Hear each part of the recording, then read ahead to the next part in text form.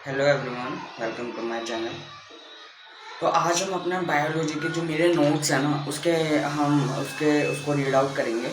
और ये मैंने अपने पीडीएफ यहाँ पे लगा रखी है। मैं साथ में इसको रीड करते जाऊँगा। आप भी इसके नोट्स बना सकते हैं पॉज करके, और साथ में मेरे साथ भी इसको रिवाइज कर सकते हैं। तो इसको शुरू करते हैं। तो हम बायोलॉजी कर रहे हैं पहले, ठीक है। बायोलॉजी मतलब जीव विज्ञान, ठीक है। उससे पहले मैं आपको कुछ जो है इंपॉर्टेंट पॉइंट्स बता दूं। सबसे पहले आप लिखिए, mangrove roots are called breathing roots और निमैटोफोर्स। जो मैंग्रोव रूट्स होती हैं उनको हम ब्रीथिंग रूट्स कहते हैं और निमैटोफोर्स कहते हैं, ठीक है। इनको ब्रीथिंग रूट, तो मैंग्रोव रूट्स को जो होती है, मैंग्रोव जो रूट्स होती हैं, ठीक है, इनको हम ब्रीथिंग रूट्स और निमैटोफोर्स कहते हैं। अगला अगर देखा जाए तो बटरफ्लाई की स्टडी को लेपिडोप्टेरिस्ट कहते हैं, ठीक है। बटरफ्लाई की स्टडी को लेपिडोप्टेरिस्ट कहते हैं। पोस्ट कार्ड्स की स्टडी को डेंटियोलॉजिस्ट कहते हैं। रिंगवॉर्म जो इन्फेक्शन डिजीज है, रिंगवॉर्म कौन सी डिजीज है? इन्फेक्शियस डिजीज है, ठीक है, फंगस से होती है, ठीक है। सिनोली जो बॉर्डर है ना, सिनोली बॉर्डर किसके बीच में है? फेमस ट्रांसिट पॉइंट है किसके बीच में? नेपाल और इंडिया के बीच में, ठीक है। वलाया डैम कहाँ पे है? वलाया डैम जो है केरला के डिस्ट्रिक्ट, केरला में, केरला का कौन सा डिस्ट्रिक्ट? पलक्कड़ में, ठीक है। ओट्टम थुल्ला एक ट्रेडिशनल डांस फॉर्म है, एग्जाम में काफी बार आता है ओट्टम थुल्ला। ये कहाँ का है? ये केरला का है। सीजर कप, अब काफी ये मेरे से सीजर में पूछा गया था पिछले साल कि जो सीजर कप है ये किस खेल से संबंधित है। सीजर कप जो है फुटबॉल से संबंधित है। देखो, बैंकिंग सेक्टर में हमने सबने सुना होगा IMPS, जो इकोनॉमी दे रखी होगी जिन्होंने 11th-12th को, उन्होंने सुना होगा IMPS। इसके फुल फॉर्म होते हैं immediate payment service, immediate payment service, ठीक है। कोल्डेस्ट प्लेस जो है इंडिया में कौन सा है? पूछिए, कोल्डेस्ट प्लेस जो है इंडिया में कौन सा है? तो कोल्डेस्ट प्लेस जो इंडिया में है द्रास वैली, जो कहाँ पे? कश्मीर में है, ठीक है। कौन सा कोल्डेस्ट प्लेस जो है इंडिया का, वो कौन सा है? द्रास वैली, जो कहाँ पे है? कश्मीर में। कोल्डेस्ट प्लेस इंडिया का कौन सा? द्रास वैली, जो कहाँ है? कश्मीर में। और इसको गेटवे ऑफ लद्दाख भी कहा जाता है। अगला देखिए, who among the following coined the term battery, मतलब जो जिसने डिस्क्राइब किया लिंक कैपेसिटर से, तो वो थे बेंजामिन फ्रैंकलिन। कब? 1749 में। पॉलिटिकल इकोनॉमी को प्रिंसिपल किससे जाता है? प्रिंसिपल ऑफ पॉलिटिकल इकोनॉमी, तो principle of political economy John Stuart Mill को कहा जाता है। एक गुलामगिरी बुक है, ये किसने लिखी है? ज्योतिराव फुले ने लिखी है। गुलामगिरी किसने? ज्योतिराव फुले ने लिखी है, काफी पूछी जाती है ये भी। Who was the founder of the first search engine? कौन? देखो, फर्स्ट सर्च इंजन कौन सा था? हमारा आर्ची था। और उसके फाउंडर कौन थे? एलन एम्पेज थे, ठीक है। पहला सर्च इंजन कौन सा था? आर्ची, और उसका जो फाउंडर कौन थे? एलन एम्पेज थे। सिरोप्रैक्टर किसे कहते हैं? सिरोप्रैक्टर इज डॉक्टर होता है किसका? जॉइंट्स का। तो जॉइंट्स के डॉक्टर को सिरोप्रैक्टर कहते हैं, ठीक है। ओके, देखो, भारत में मसालों के बगान कहाँ पे मिलते हैं? केरल में मिलते हैं। कहाँ पे मिलते हैं? केरल में मिलते हैं। चलिए हम इसको अब शुरू कर देते हैं अपना। ये हमारे कुछ में जो वन लाइनर टॉपिक्स थे, इसको आप नोट कर लीजिए। और हम अपनी बायो शुरू करते हैं यहाँ से। मैं इसको थोड़ा मिटा देता हूँ,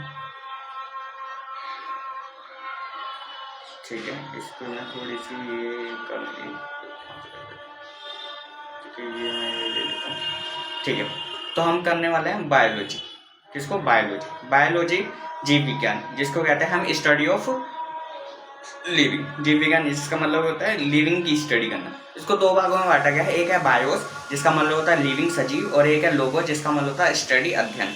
देखो, कार्लेस लिनियस के बारे में पढ़ते हैं, इसके बारे में बहुत क्वेश्चन आता है। कार्लेस लिनियस जिन्होंने बुक लिखी है सिस्टमा नेचुरा। सिस्टमा नेचुरा में क्या है कि इसमें प्लांट्स और एनिमल्स को दो कैटेगरी में बांटा गया, प्लांट्स पादप और एनिमल्स पशु, ठीक है। यहाँ पे देखें तो फादर ऑफ टैक्सोनॉमी भी कार्लेस लिनियस को ही कहा जाता है, ठीक है। और फादर ऑफ नोमेनक्लेचर भी कार्लेस लिनियस को कहा जाता है। तो ध्यान रखिए, कार्लेस लिनियस को फादर ऑफ टैक्सोनॉमी और फादर ऑफ नोमेनक्लेचर कहा जाता है। और उन्होंने एक बुक लिखी है सिस्टमा नेचुरा। इसको दो भागों में बांटा गया, एक है प्लांट्स और एक है एनिमल्स, ठीक है। प्लांट्स को हम हिंदी में कहते हैं फादर, और एनिमल्स को कहते हैं पशु, ठीक है। ओके, तो यहाँ पे इसको बढ़ गया। अब यहाँ पे देखो, फादर ऑफ नोमेनक्लेचर की अगर मैं बात करूँ, किसकी? फादर ऑफ नोमेनक्लेचर की। तो father of nomenclature Carlos Linnaeus को कहा जाता है। बायोलॉजी जो है इसको दो भागों में बांटा गया है। किसको? बायोलॉजी को दो भागों में बांटा गया है। बायोलॉजी, एक है जूलॉजी और एक है बोटैनी। जूलॉजी मतलब जंतु विज्ञान, जिसमें हम जंतु, एनिमल्स, ह्यूमन बींग्स और बाकी सारे जो लिविंग थिंग्स है उनके बारे में बात करते हैं। जबकि बोटैनी में हम पादप विज्ञान के बारे में बात करते हैं। देखिए, प्लांट्स भी एक लिविंग है, ठीक है। और बोटैनी में हम पादप विज्ञान के बारे में बात करते हैं। जूलॉजी, इसकी स्टडी हम एनिमल्स में करते हैं, एनिमल्स की स्टडी करते हैं जूलॉजी में, जबकि बोटैनी में हम प्लांट्स की स्टडी करते हैं। ठीक है, आगे आगे देखते हैं। अब देखिए, अब इस चैप्टर में हम क्या क्या हम पढ़ने वाले हैं उसको भी हमें देखना बहुत मतलब ज़रूरी हो जाता है कि हम इसमें क्या क्या पढ़ने वाले हैं। ठीक है, तो इसमें हम क्या क्या पढ़ने वाले हैं वो भी हम देख लेंगे कि हम क्या क्या इसमें पढ़ेंगे। एक सेकंड। ठीक है, तो बायोलॉजी के जो सिलेबस में हम जूलॉजी में, बायोलॉजी का जो जूलॉजी है उसमें हम न्यूट्रिएंट्स के बारे में देखेंगे कि पोषण कैसे होता है, कैसे लिया जाता है, कैसे किस चीज़ से मिलता है। डाइजेस्टिव सिस्टम, पाचन तंत्र के बारे में देखेंगे। एक्सक्रेटरी सिस्टम के बारे में, उत्सर्जन तंत्र के बारे में। रेस्पिरेटरी सिस्टम, श्वसन तंत्र के बारे में। सर्कुलेटरी सिस्टम, परिसंचरण तंत्र के बारे में। ग्रैंडुलर एंडोक्राइन सिस्टम, ग्रंथि अंतःस्रावी तंत्र के बारे में। स्केलेटन सिस्टम, कंकाल तंत्र के बारे में। और सेंसरी ऑर्गन, संवेदी तंत्र के बारे में। ठीक है, हम इसमें नर्वस सिस्टम, तंत्रिका तंत्र के बारे में पढ़ेंगे और रिप्रोडक्टिव सिस्टम, प्रजनन तंत्र के बारे में। और ह्यूमन डिजीज, इसमें मानव रोग के बारे में पढ़ेंगे। जबकि हम बोटैनी में आते हैं तो इसमें हम सेल के बारे में पढ़ेंगे, टिश्यू के बारे में पढ़ेंगे, क्लासिफिकेशन ऑफ लिविंग्स के बारे में पढ़ेंगे, प्लांट्स और उसके स्ट्रक्चर के बारे में, और प्लांट डिजीज के बारे में हम इसमें पढ़ने वाले हैं। ठीक है, आगे देखते हैं। यहाँ पे कुछ इंपॉर्टेंट पॉइंट है, वो भी मतलब जो क्वेश्चन है जो एग्जाम में काफ़ी मतलब पूछे गए हैं उनके बारे में देख लेते हैं। तो यहाँ पे देखो इंपॉर्टेंट क्वेश्चन है जो एग्जाम में पूछे गए हैं। सबसे पहले बायोलॉजी शब्द का सबसे पहले यूज किसने किया था? तो लैम्मार्क ने किया था। किसने किया था? लैम्मार्क ने किया था, जो कहाँ से थे? फ्रांस से थे, 1801 में। ठीक है, किसने किया था? लैम्मार्क ने किया, लैम्मार्क ने करा था, जो फ्रांस से थे, 1801 में किया था। ठीक है, फादर ऑफ बायोलॉजी एरिस्टोटल को कहा जाता है, जबकि अरस्तु को जूलॉजी का पिता कहा जाता है, और जो एरिस्टोटल इनको जूलॉजी का पिता भी कहते हैं। फादर ऑफ बोटैनी थियोफ्रास्टस को कहा जाता है, जबकि father of microbiology Antonie van Leeuwenhoek को कहा जाता है। यह एक बात याद रखिए, एंटोनी वॉन ल्यूनहॉक है ना, इन्होंने बैक्टीरिया की भी खोज की थी, और वो बैक्टीरिया कौन सा था? माइक्रोप्लाज्मा।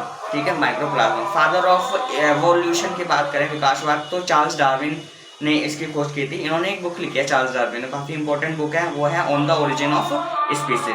कौन सी? On the origin of species. Father of immunology Louis Pasteur को कहा जाता है। ठीक है, और स्मॉल पॉक्स के टीके का इसका एडवर्ड जेनर ने किया, जैसे कि हमें सबको पता है। आगे बढ़ते हैं। ठीक है,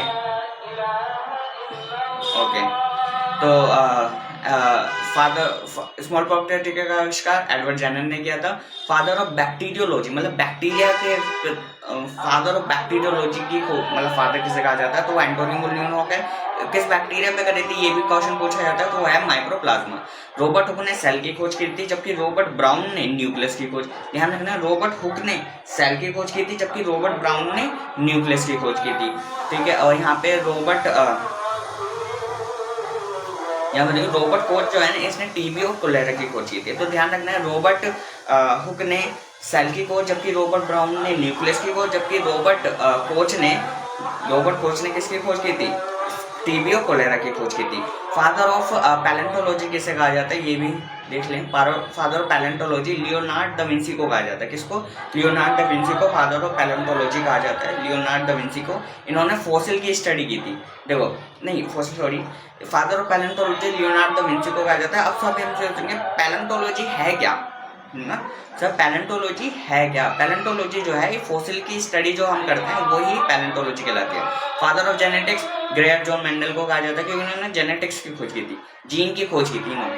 फादर ऑफ मेडिकल साइंस, जो मेडिकल साइंस है, जैसे नीट बच्चे करते हैं, मेडिकल करते हैं, तो फादर ऑफ मेडिकल साइंस कौन है? तो चिकित्सा विज्ञान किसे कहा जाता है? हिपोक्रेट्स को कहा जाता है। इसलिए कहते हैं डॉक्टर को इसके सिद्धांतों की शपथ दिलाई जाती है। कोई भी डॉक्टर बनता है तो इनकी शपथ लेता है, इनके सिद्धांतों की शपथ लेता है। फादर ऑफ होम्योपैथी तो सैमुअल हनीमैन को कहा जाता है फादर ऑफ होम्योपैथी। 10 अप्रैल को वर्ल्ड होम्योपैथी डे मनाया जाता है। ये बात ध्यान रखना कि 10 अप्रैल को वर्ल्ड होम्योपैथी डे मनाया जाता है। क्यों 10 अप्रैल को वर्ल्ड होम्योपैथी डे मनाया जाता है? ओके, तो यहाँ पे ये इंपॉर्टेंट क्वेश्चंस हो गए। अब हम बात करते हैं अपने पहले टॉपिक के बारे में। ठीक है, इस वीडियो में हम पहला टॉपिक ही देखेंगे, फिर बाद में हम अगले टॉपिक देखेंगे। वीडियो ज़्यादा बड़ी नहीं करेंगे, छोटी छोटी करेंगे और उसको समझते चलेंगे। ठीक है, तो सबसे पहले हम न्यूट्रिएंट्स के बारे में बात करते हैं। न्यूट्रिएंट्स का मतलब होता क्या है? सबसे पहले तो ये समझें, न्यूट्रिएंट्स मतलब जो भी हम भाई खाना वाना खाते हैं, जैसे हमने एग खाया या कुछ भी खाया, हमने फूल मतलब हरी सब्जियां खाई, तो उससे हमें जो भी न्यूट्रिएंट्स मिल रहे हैं उनको जब हमारा शरीर जो है एब्जॉर्ब करता है तो उसको ही न्यूट्रिएंट्स मिलते हैं, उसको ही न्यूट्रिएंट्स कहते हैं। मतलब न्यूट्रिएंट पोषण लिया है हमने, क्योंकि बिना पोषण के हमारा जीवन व्यर्थ है और हम जी भी नहीं सकते, सही बात है। तो न्यूट्रिएंट्स तो बहुत जरूरी है। तो कैसे कैसे होते हैं वो हम इसमें देखेंगे। सबसे पहले हम इसके यहाँ पे अर्थ के बारे में देखेंगे, फिर इसकी जरूरत क्यों पड़ती है, भाई ले रहे हैं तो इसकी जरूरत क्यों पड़ती है ये देखेंगे, फिर इसके टाइप्स के बारे में देखेंगे, फिर इसके मेथड्स के बारे में हम इसमें कवर करेंगे। देखो सबसे पहले अर्थ देख लो, मतलब खाद्य पदार्थों से पोषक तत्व ग्रहण करने की प्रक्रिया, मतलब जो भी हम खाते हैं उनसे जो हमें पोषक तत्व ग्रहण करने का जो प्रोसेस है उसको ही क्या कहते हैं, हम न्यूट्रिशन कहते हैं। क्या कहते हैं, न्यूट्रिशन कहते हैं। ठीक है, मतलब इंग्लिश में देखो acquire nutrients by food stuff, मतलब फूड स्टफ से न्यूट्रिएंट्स को एक्वायर करना ही न्यूट्रिशन कहलाता है। अब इसकी जरूरत क्यों पड़ती है, भाई इसकी जरूरत हमें एनर्जी मिलती है। बिना एनर्जी, भाई एनर्जी नहीं मिलेगी तो हम कोई काम कर पाएंगे, नहीं कर पाएंगे। ग्रोथ और डेवलपमेंट में भी काफ़ी मदद करता है। अगर बच्चों को शुरू से न्यूट्रिएंट्स नहीं दिए जाएंगे या उसमें ये फंक्शन काम ही नहीं करेगा तो फिर क्या वो बड़ा होगा, नहीं होगा। और तीसरा जो होता है डेली रूटीन एक्टिविटी के लिए बहुत ज़्यादा जरूरी है। भाई ज़्यादा मेहनत करेंगे तो ज़्यादा न्यूट्रिएंट्स की ज़रूरत है, ज़्यादा प्रोटीन की ज़रूरत है, ज़्यादा एनर्जी की ज़रूरत है, तो वहाँ पे ये यूज़ होता है। अब इसके हम टाइप के बारे में बात कर लेते हैं। देखो टाइप जो होते हैं ना, टाइप के बारे में अगर देखा जाए तो टाइप के बारे में देखें तो इसके टाइप के बारे में देखें तो 3 तरीके से होते हैं। एक होता है प्रॉपर न्यूट्रिएंट, भाई जिसे बिल्कुल प्रॉपर न्यूट्रिएंट मिल रहा है, जितना बॉडी को चाहिए उतना मिल रहा है। एक होता है अंडर न्यूट्रिएंट, मतलब प्रॉपर तो नहीं मिल रहा लेकिन कम मिल रहा है, लेकिन कम से ज़्यादा कम भी नहीं मिल रहा, बहुत कम भी नहीं मिल रहा। एक होता है माल न्यूट्रिशन, मतलब जो बहुत ही कम मिल रहा, मतलब मिल ही नहीं रहा, वो होता है माल न्यूट्रिशन। तो 3 होता है प्रॉपर, अंडर और माल न्यूट्रिशन। ठीक है, तो प्रॉपर न्यूट्रिशन मतलब जैसे हम हिंदी में कहते हैं सुपोषण। ठीक है, इसमें संतुलित आहार होता है, बैलेंस डाइट होती है। जबकि अंडर न्यूट्रिशन जैसे अल्प पोषण कहते हैं, इसमें कुछ पोषक तत्वों की कमी हो जाती है जो हमें बाहर से लेने पड़ते हैं। जबकि माल न्यूट्रिशन जो होता है इसमें सभी पोषक तत्वों की कमी होती है। ठीक है, अब देखो यहाँ पे प्रॉपर न्यूट्रिशन जो है ना, ये प्रॉपर न्यूट्रिशन जो है इसमें टाइप ऑफ वर्क होते हैं। भाई अगर किसी को प्रॉपर न्यूट्रिशन मिल रहा है तो वो किसके लेवल का काम कर सकता है ये भी देखना होता है, और ये एग्जाम में आता भी है। देखो एक होता है हल्का कार्य, लाइट वर्क जिसे हम कहते हैं, एक होता है 8 घंटे जो कार्य करता है, और एक होता है जो हैवी कार्य करता है। ठीक है, जो देखो लाइट वर्क जो कार्य करता है उसमें मेल का क्या रोल है और फीमेल का क्या रोल है, इसके बारे में हम देखेंगे। तो जो लाइट वर्क करता है ना उसमें मेल को 2000 किलो कैलोरी की आवश्यकता पड़ती है, मतलब 2K कैलोरी की आवश्यकता पड़ती है। अगर मेल कोई अगर लाइट वर्क कार्य कर रहा है, लाइट वर्क का कोई काम कर रहा है तो मेल को 2000 किलो कैलोरी की आवश्यकता पड़ेगी, जबकि फीमेल को मतलब 2100 किलो कैलोरी की आवश्यकता पड़ेगी। 21K की मतलब 2100 कैलोरी की आवश्यकता पड़ेगी। जबकि हम 8 घंटे का कार्य में आ जाते हैं। अब लाइट वर्क में मेल को अगर 2 की पड़ रही है तो फीमेल को 2100 की पड़ रही है। जबकि 8 घंटे वाले कार्य में आते हैं, अगर मेल को 3500 3000 की पड़ रही है, अगर मेल को 3000 की पड़ रही है, जैसे यहाँ है कि अगर मेल को 3000 की पड़ रही है तो फीमेल को 2500 की पड़ेगी, 500 कम पड़ेगी 8 घंटे में। लेकिन हैवी वर्क में जाएगा, अगर मेल को 3500 की पड़ रही है तो फीमेल को 3000 की पड़ेगी, मतलब 500 कम। तो मतलब ये देखा जा रहा है कि 8 घंटे वाले कार्य और हैवी वर्क में फीमेल को 500 कम ही पड़ रही है मेल से। ठीक है, अगर मेल को 3 की पड़ रही है तो इसको 2500, अगर मेल को 3500 की पड़ रही है तो इसे 3000। ठीक है, लेकिन जब लाइट वर्क में फीमेल को 100 ज़्यादा पड़ रही है। ठीक है, यहाँ पे हमने इसको समझ लिया। ये यहाँ पे एक चीज़ और देख लेते हैं कि देखो हम जूल करें, क्योंकि हम सब देखो इसे जूल में ही कर रहे हैं, जैसे 2K जूल। ठीक है, जूल में माप रहे हैं। तो जूल क्या है, एक कैलोरी जो होती है ना इसमें 4.18 जूल होता है। ये क्वेश्चन यहाँ से बहुत आता है तो इसको यहाँ पे भाई इंपॉर्टेंट है ये। ठीक है, तो एक कैलोरी में 4.18 जूल होते हैं। कितने, एक कैलोरी में 4.18 जूल होते हैं। आप इसे लिख लीजिए, एक कैलोरी में 4.18 जूल होते हैं, जबकि एक जूल में अगर डिवाइड कर दें तो 0.24 कैलोरीज होते हैं। कितनी, 0.24 कैलोरीज होते हैं। तो एक कैलोरी में 4.18 जूल होते हैं, जबकि एक जूल में 0.24 कैलोरीज होती हैं। ठीक है, यहाँ पे हमने देख लिया। आगे बढ़ते हैं, मैं ये देख लेता हूँ कुछ मैं चाह तो नहीं गया यहाँ पे। ओके, आगे बढ़ते हैं। हम मेथड्स के बारे में बात करते हैं। जैसे हमने देखा था पीछे कि हम टाइप देखेंगे, फिर हम मेथड्स के बारे में देखेंगे। हमने टाइप देख लिया, हम मेथड्स के बारे में देख लिया कि किस किस से हमें ये मिलता है। तो यहाँ पे अगर देखा जाए तो मेथड्स जो है ना 2 तरीके के होते हैं, एक है ऑटोट्रोफ और एक है हेट्रोट्रोफ। ऑटो से हमें नाम से पता चला, ऑटो मतलब खुद से स्वपोषी, जो खुद से खाना बनाए, और हेट्रोट्रोफ मतलब जो दूसरे पर निर्भर नहीं, मतलब जो दूसरे पे निर्भर रहते हैं दूध खाने के लिए, तो वो हेट्रोट्रोफ परपोषी होते हैं। देखो ऑटोट्रोफ जो होते हैं ना वो खुद से सेल्फ से खाना बनाते हैं। किससे, सेल्फ से खाना बनाते हैं। ठीक है, सेल्फ से खाना बनाते हैं, खुद से खाना बनाते हैं। ठीक है, ये अपना भोजन खुद बनाते हैं, ये फोटोसिंथेसिस करते हैं। अब फोटोसिंथेसिस जैसे हमें समझ में आता है तो हम एक चीज पर आ जाते हैं, जैसे यहाँ पे प्लांट्स हो गए, जो प्रकाश संश्लेषण करते हैं, फोटोसिंथेसिस। प्लांट किंगडम इसका एक बेस्ट एग्जांपल हो जाता है। जबकि हम बात कर रहे हैं किसकी, यहाँ पे हेट्रोट्रॉप की। अब हेट्रोट्रॉप जो है दूसरे पर डिपेंड रहते हैं, ठीक है, ये जो अपने भोजन के लिए दूसरे पर निर्भर करते हैं, जो दूसरे पर भी निर्भर करेंगे कि भाई वो आएगा तो मैं उसे खाऊंगा, इस तरीके से ये हेट्रोट्रॉप होते हैं, ठीक है। हाँ, ये फोटोसिंथेसिस नहीं करते, अगर भाई करते तो ये ऑटोट्रॉफ नहीं हो जाते, तो ये फोटोसिंथेसिस नहीं करते। और इसका बेस्ट एग्जांपल जो होता है ना, एनिमल किंगडम ही इसका बेस्ट एग्जांपल है। अब हम यहाँ पे थोड़ा हम डीप में देखते हैं कि ऑटोट्रॉफ काम कैसे करता है, ठीक है। ऑटोट्रॉफ जो होते हैं वो काम कैसे करते हैं, हम इसके बारे में देखेंगे। ऑटोट्रॉफ मतलब सुपेचे जो अपना भोजन खुद बनाते हैं। इसमें हम पहले टर्म को देख रहे हैं, वो है फोटोसिंथेसिस। इसको फोटोसिंथेसिस को देख रहे हैं। देखो, पेड़ पौधे अपना भोजन पत्तियों के क्लोरोफिल में बनाते हैं। मतलब पेड़ पौधे क्या होता है, अपना भोजन बना रहे हैं तो ऐसे नहीं कि जड़ों में बना रहे हैं, इन सब में बना रहे हैं, नहीं, वो पत्ती में जो क्लोरोफिल होता है ना, उसमें बनाते हैं। और क्लोरोफिल पर्णहनित, इसे क्या कहते हैं, यहाँ पे इंपॉर्टेंट क्वेश्चन भी आता है यहाँ पे। जो क्लोरोफिल होता है ना, इसे किचन हाउस ऑफ प्लांट कहा जाता है। ध्यान रखना है कि क्लोरोफिल एग्जाम में पूछा भी जाता है, क्लोरोफिल को क्या कहा जाता है, किचन हाउस ऑफ प्लांट कहा जाता है। तो क्लोरोफिल को किचन हाउस ऑफ प्लांट कहा जाता है, पर्णहनित कहा जाता है। अब क्लोरोफिल के कारण ही पत्तियों का रंग हरा होता है। पूछा जाए कि भाई किसके कारण जो है पत्ती, भाई कोई एक क्यूरियोसिटी तो होती है कि भाई पत्तियों का रंग हरा ही क्यों होता है, तो ये पत्तियों का रंग इसलिए होता है क्योंकि इसमें क्लोरोफिल होता है। तो ध्यान रखें कि पेड़ पौधे अपना भोजन कहाँ बनाते हैं, पत्तियों के क्लोरोफिल में बनाते हैं, ना कि पत्तियों में। पत्तियों के जो अंदर क्लोरोफिल है उसमें बनाएंगे, और क्लोरोफिल के कारण ही पत्तियों का रंग जो होता है वो हरा होता है। क्लोरोफिल की खोज जो है किसने की थी, सिम्पन ने की थी। किसने की थी क्लोरोफिल की खोज, सिम्पन ने की थी। किसने की थी, सिम्पन ने की थी। पत्तियों का हरा रंग क्लोरोफिल के कारण होता है। अब देखो, जैसे हमने ऊपर देखा कि पत्तियों का हरा रंग जो क्लोरोफिल के कारण होता है, लेकिन क्लोरोफिल में एक एलिमेंट होता है, वो क्या है, मैग्नीशियम, ठीक है। क्लोरोफिल में एक एलिमेंट होता है जिसका नाम है मैग्नीशियम। अब देखो, मैग्नीशियम का एटॉमिक नंबर जो 12 होता है, और इसको Mg के नाम से हम समझते हैं या जानते हैं पीरियोडिक टेबल में, ठीक है, इसका वो कोड है। तो यहाँ पे मैग्नीशियम का एटॉमिक नंबर 12 होता है, Mg के इसका सिंबल है। तो यहाँ पे आप देखें तो प्रकाश संश्लेषण के लिए, ठीक है, प्रकाश संश्लेषण के लिए यहाँ पे अगर मैं देखूँ तो प्रकाश संश्लेषण के लिए पेड़ पौधे को आवश्यक किस किस चीज की होती है। एक तो CO2 कार्बन डाइऑक्साइड की होगी। भाई हम CO2 निकाल रहे हैं, पेड़ पौधे उन्हें ले रहे हैं। हम ये बचपन से ही सुनते हुए आए हैं, जब से हम मतलब यहाँ पे 8th में 6th में 7th में ये सब हम सुनते हुए आए हैं कि भाई जो हम CO2 निकालते हैं पेड़ उन्हें लेते हैं। अब बोलते हैं कि भाई रात में पेड़ के नीचे नहीं सोना चाहिए, क्योंकि जो प्रोसेस है वो उल्टा हो जाता है। ये हम आगे देखेंगे कि ऐसा क्यों बोलते थे। तो CO2 कार्बन डाइऑक्साइड और वाटर और मिनरल्स की जरूरत पड़ती है, और सूर्य का प्रकाश की जरूरत पड़ती है। अभी हमने फोटोसिंथेसिस देख लिया कि कैसे होता है और हमें क्यों जरूरत पड़ती है, तो पेड़ को उसकी जरूरत पड़ती ही है, ठीक है। वायुमंडल में देखो 3 प्रकार की गैसें हैं, ये बात हम देख लेते हैं। एक नाइट्रोजन है, एक ऑक्सीजन है, और एक CO2 है। और क्या है, CO2 है। नाइट्रोजन जो है N2, जिसे हम N2 कहते हैं, नाइट्रोजन के N नहीं कहते, N2 कहते हैं। ये 78% है हमारे एनवायरमेंट में।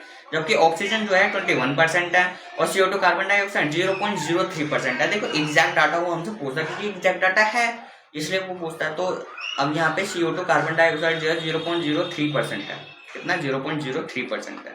तो वहाँ पे हम इसको देख लेते हैं, आगे देखते हैं, ठीक है। अब यहाँ पे हम देखें तो CO2 की अधिक मात्रा होने के कारण ग्लोबल वार्मिंग हो जाती है। भाई अगर एनवायरनमेंट में CO2 बहुत ज़्यादा हो जाएगा तो उससे क्या होगा, ग्लोबल वार्मिंग हो जाएगी। और ग्लोबल वार्मिंग जो है ग्रीन हाउस इफेक्ट कहते हैं, इसे क्या कहते हैं, ग्रीन हाउस इफेक्ट कहते हैं। इसको भी हम आगे जाके समझेंगे कि कैसे होता है, इसका क्या प्रिंसिपल होता है, कि ये कैसे हमारे अर्थ जो ग्लोब है उसको गर्म कर रहा है, ठीक है। अब बात कर लेते हैं यहाँ पे, देखो ग्रीन हाउस इफेक्ट, इस इफेक्ट को रोकने के लिए देशों के बीच है ना प्रोटोकॉल साइन हुए थे। भाई ग्रीन हाउस इफेक्ट हो रहा है, बढ़ रहा है, काफी बढ़ रहा है, तो इसके रोकने के लिए हमारे देशों के, कई देशों के बीच है ना प्रोटोकॉल साइन हुए थे, जिसका नाम है क्योटो प्रोटोकॉल। ध्यान रखना, क्योटो प्रोटोकॉल जो है ना, ठीक है, ये ग्रीन हाउस इफेक्ट को रोकने के लिए ही था। अब ये साइन हुआ था 1997 में, और 1997 में, और फोर्स में आया था 2005 में।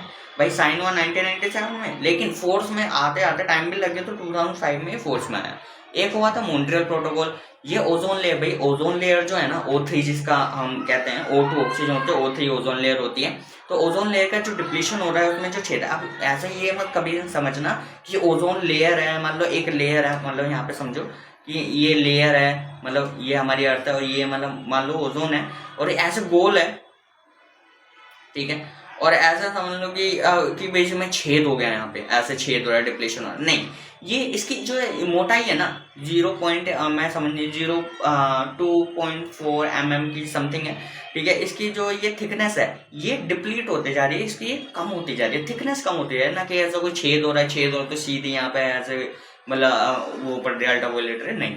तो यहाँ पे जो है इसकी जो मोटाई है, थिकनेस है, ये कम हो जा रही है, ये होता है इसमें छेद होने का मतलब, ठीक है। तो यहाँ पे मॉन्ट्रियल प्रोटोकॉल ओजोन लेयर के डिप्लेशन को रोकने के लिए शुरू हुआ था, 1987 में ये साइन हुआ था, लेकिन 1989 में ये फोर्स में आ गया था, मतलब इसको फोर्सेबल कर दिया था। देखो ये क्या होता है, ये वायुमंडल की समताप मंडल में पाई जाती है, कहाँ पे, समताप मंडल में पाई जाती है, ठीक है। और ये इसका फॉर्मूला O3 होता है, इसका फॉर्मूला क्या होता है, O3 होता है, O3 इसका फॉर्मूला होता है, ठीक है। स्मेल इसकी पूछा जाता है इसमें एग्जाम में कि इसकी ओजोन जो है, ओजोन लेयर है, इसकी स्मेल कैसी होती है, सड़ी हुई मछली जैसी होती है, ठीक है। एक होता है कार्टेगिना प्रोटोकॉल और एक नगोया प्रोटोकॉल। देखो दोनों प्रोटोकॉल जो है ना ये बायोडाइवर्सिटी के लिए है, तो कार्टेगिना और नगोया जो है दोनों बायोडाइवर्सिटी के लिए हैं, ध्यान रखना है हमेशा।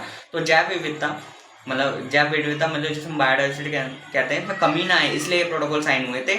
और ये इस देखो बायोडाइवर्सिटी पूछा जाता है, बायोडाइवर्सिटी का सबसे पहले यूज किसने किया था, वो तो वॉल्टर जी रोसन ने किया था। किसने किया था, वॉल्टर जी रोसन ने किया था, ठीक है। एक चीज यहाँ पे मैं देख लूँ तो करंट पीरियोडिक टेबल जो है, ठीक है, टेबल गिवन बाय मोस्ले। तो यहाँ देखना जो अब जो करंट पीरियोडिक टेबल चल रही है, ठीक है, तो ये किसने दी थी, तो ये मोस्ले ने दी थी। किसने दी थी, इसने मोस्ले ने दी, पूछा जाता है। तो अब की जो पीरियोडिक टेबल है किसने दी थी, मोस्ले ने दी थी। और इसमें जो एलिमेंट्स को उनके एटॉमिक नंबर के हिसाब से मतलब सजाया गया है या सेट किया गया है, मतलब जैसे hydrogen, helium, lithium, beryllium, boron, ऐसे 1 2 3 4 इस तरीके से। तो इनको इनके जो एलिमेंट्स है ना इसके एटॉमिक नंबर के हिसाब से सजाया गया। अब जैसे मैग्नीशियम 12 पे आता है, जैसे कि हमने देखा मैग्नीशियम 12, तो मैग्नीशियम 12 पे ही रखा गया है उसको। तो मोस्ले ने इसी तरीके से ये पीरियोडिक टेबल को यहाँ पे सेट किया था। देखो एक होती है हमारी रेड डाटा बुक, हमने कभी सुना ही होगा। ये IUCN international union for conservation of nature, उसकी एक बुक है रेड डाटा बुक। और ये इस बुक में जिसको भी रखा जाता है ना वो डेंजर की कैटेगरी में आ जाता है। मतलब इसमें उन जानवरों को, पक्षियों की जानकारी होती है जो लुप्त होते जा रहे हैं, मतलब जो एक्सटिंक्ट होते जा रहे हैं। ग्रीन मफलर पूछा जाता है एग्जाम में, किससे संबंधित होता है, ग्रीन मफलर हम कान पे मानते हैं, तो ग्रीन मतलब साउंड पोल्यूशन से संबंधित है, ठीक है। वहाँ पे हमें इसको समझना है, देखना है, आए तो क्वेश्चन ध्यान रखना है।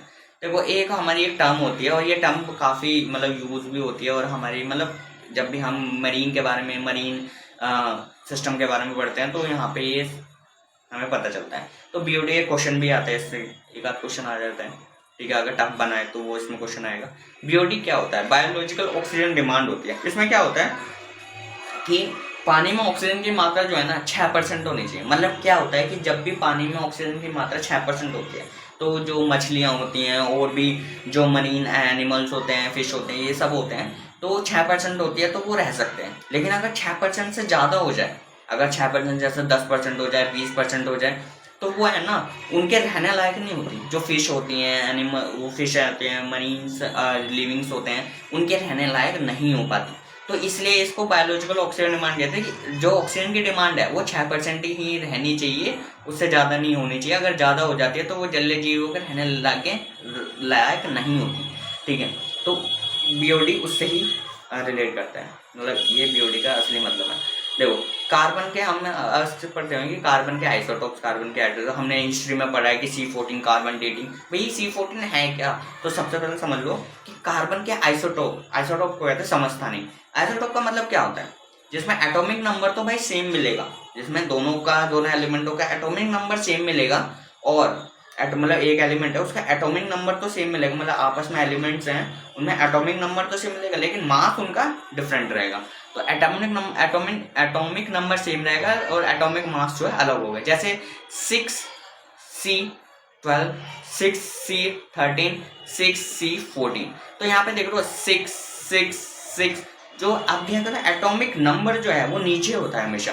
तो क्या होता है, एटॉमिक नंबर जो है C, यहाँ पे देखो ये जो है ना 6, ये एटॉमिक नंबर है। क्या है ये, एटॉमिक नंबर है। क्या है, एटॉमिक नंबर है। तो हमेशा ध्यान रखना एटॉमिक नंबर तो नीचे ही रहता है, ठीक है, एलिमेंट के नीचे ही रहेगा और एटॉमिक मास ऊपर रहेगा। तो एटॉमिक नंबर जो है वो हमेशा सेम रहता है। जैसे 6 यहाँ पे मैं इसमें डाल,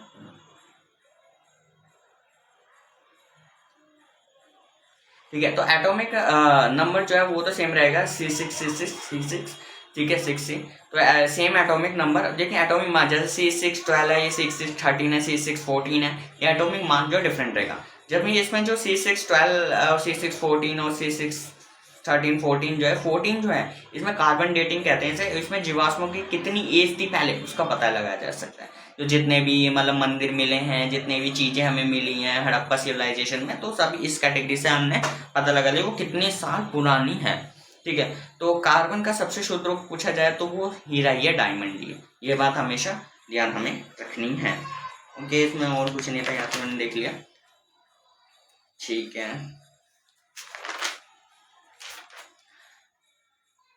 ओके, तो अभी हम इस थोड़ा इसको इतना ही रखते हैं और बाद में हम थोड़े मतलब अगले लेक्चर में हम वाटर और मिनरल्स के बारे में पढ़ेंगे।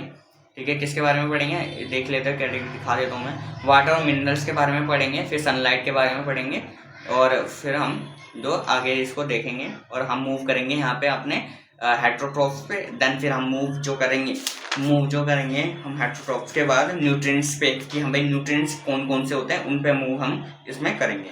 फिर उसके बाद हम न्यूट्रिएंट्स पे मूव करने के बाद हम देखेंगे मेटाबॉलिज्म क्या होता है। देन फिर हम विटामिन्स पे मूव करेंगे धीरे, फिर कार्बोहाइड्रेट पे मूव करेंगे। कार्बोहाइड्रेट पे मूव करने के बाद विटामिन पे मूव करने के बाद फिर हम देखेंगे कि भाई अमीनो एसिड ये सब क्या होता है और प्रोटीन क्या होता है, ये सब देखेंगे। विटामिन के बारे में देखेंगे कौन कौन से विटामिन होते हैं, ठीक है, और सारे विटामिन को कवर करेंगे, विटामिन ई, ठीक है, ये सब बारे में। ब्लड क्लॉटिंग क्या होती है ये भी देखेंगे और यहाँ पे हम और भी चीज़ें देखेंगे। आयरन रस्टिंग आयरन क्या होता है, कॉपर, ये एलिमेंट्स हैं, इन सब के बारे में देखेंगे। और इसके बाद हमारे चैप्टर जो है खत्म हो जाएगा, फिर हम डाइजेस्टिव सिस्टम में मूव करेंगे। ठीक है, तो आप मेरे साथ इस लेक्चर में बने रहिए और अगले लेक्चर मैं जल्दी डालूंगा। Keep watching, thank you.